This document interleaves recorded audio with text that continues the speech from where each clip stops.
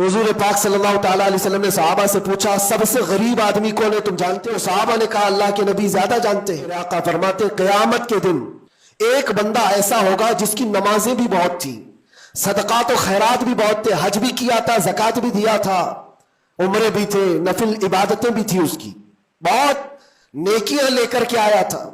लेकिन जिस वक्त वो अदालत इलाही में पेश हुआ तो कई लोग खड़े हो गए, इधर से उधर से आए, रब ताला से कहने लगे, मौला ये नेक तो बहुत है, नमाजें इसकी बहुत है, हज भी किया है, उम्र भी किया है, लेकिन मेरे पैसे भी दबा कर रखा था। कोई कहता है कि मौला मेरा हक इसके ऊपर बनता है, इसने मुझे गाली दी थी। कोई कहता है कि मौला मेरा भी हक बनता है, इसने मुझे मारा था। कोई कहता है मौला मेरा भी हक बनता है, इसने मेरे पीठ पीछे मुझसे चुगली की थी और लड़ाने की कोशिश की थी, मेरा हक बनता है इस पर।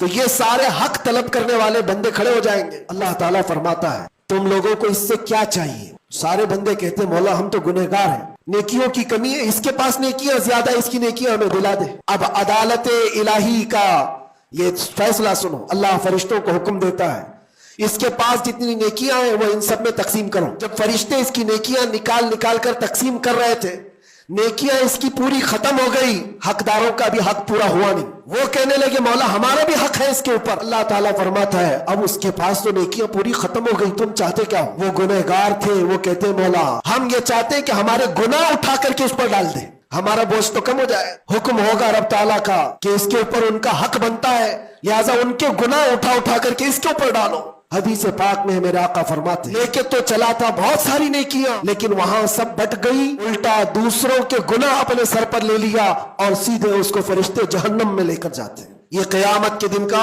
सबसे मुफलिस आदमी है, सबसे गरीब। इसीलिए ए लोगों, हुकूकुल इबाद में कभी गिरफ्तार मत होना। दुनिया में किसी का हक दबा कर मत रखना। किसी को अगर तुमने अपनी जुबान से ईजा दिया है, तकलीफ दी है, या हाथ से दिया है, या किसी भी तरह से दिया है, तो क़यामत के दिन उसका हक लिया जाएगा।